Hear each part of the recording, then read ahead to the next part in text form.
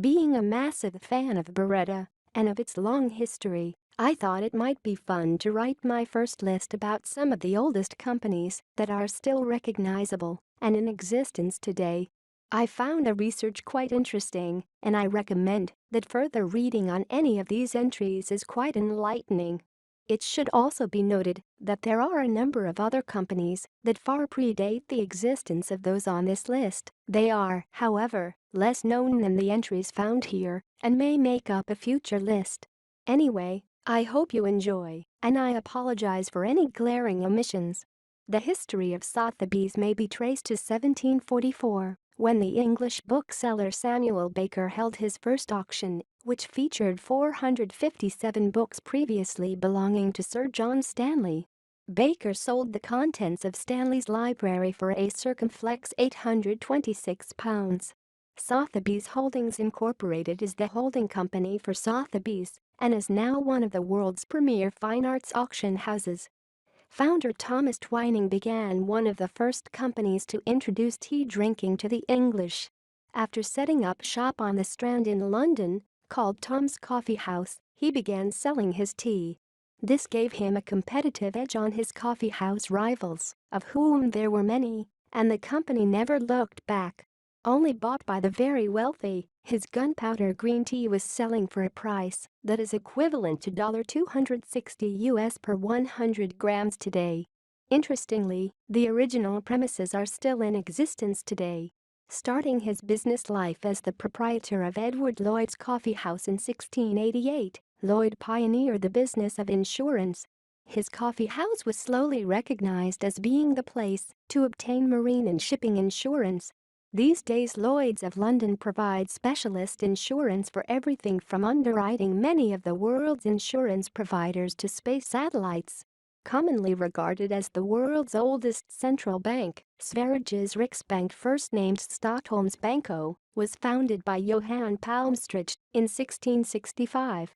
However, shortly after, the bank collapsed as a result of the issuing of too many notes without the necessary collateral. Palmstrid was condemned to death, but later received clemency. On the 17th September, 1668, the running of the bank was transferred to the Parliament of the day.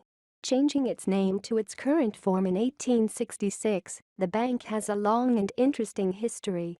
The London Gazette is the oldest surviving English newspaper and the oldest continuously published newspaper in the United Kingdom, having been first published on 7 November, 1665.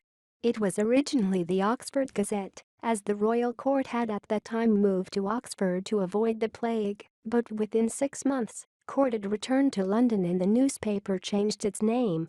The first factory, founded in 1653 by David Anthonus, was named a Porcelaine Flask, the porcelain jar. This was the first of 32 factories. Sources are not sure of the exact number. However, by the end of the 19th century the business was almost non-existent. In 1876, Joost Voeft, a Delft engineer, bought the only remaining factory, with the intention of restoring the old tradition of producing hand-painted Delft blue. Knowing that people had no more confidence in the older, fragile earthenware, he realized that he would rigorously have to change the technique. Together with Abel Lebouchier, his associate since 1884, he succeeded in finding a mixture of clay that resembled the stronger, white English earthenware. From then on, they produced a product that obtained worldwide fame. As a token of appreciation for the attempts the company had been making since 1876 to restore the fame of Delft and the ceramics industry in general, the predicate royal was granted to the Porcelaine Flask in 1919. This present-day popular kitchenware, knife and scissor company had its beginnings as an ironworks in Finland. Over its 360-year history, the company has been involved in many endeavors such as farming tools. In its day, the plow workshop produced over 1 million plows, steam engines and other agricultural tools. The famous color, Fiskars orange, was officially registered as a trademark in Finland in 2003 and in the US in 2007. The Haight whiskey distilling dynasty can rightfully lay claim to be the oldest Scotch whisky distillery, having been active distillers for over 300 years. The first recording of Haight Distilling was in 1655, when Robert Haight was summoned to appear before the Kirk session for working his still on the Sabbath. He had established a farm at Throsk, Stirlingshire, in 1627, and this is taken to be the entry date of the Haights into distilling. The unique three-sided pinch decanter was the first three-sided bottle to be registered as a trademark in the U.S. Koninklijke Grolsch BV, or Royal Grolsch Nevada, is the second largest beer brewer in the Netherlands. Although a big player in terms of international beer volumes, with sales of just 3 million hectoliters per year, Grolsch has built a worldwide reputation as a premium beer specialist, particularly for its premium lager, which is sold in bottles using the company's distinctive flip-top cap. Founded by Willem Neervelt in the first half of 1615, Grolsch was first brewed in the town of Grol, hence the name, meaning literally a circumflex euros from Grol. Control of the company eventually went to his son-in-law, Peter Kuiper, and then remained in the same family for over 200 years before being bought out by another brewing family and eventually becoming part of a larger corporation. Maestro Bartolomeo Beretta was a master gun barrel maker living in Garden.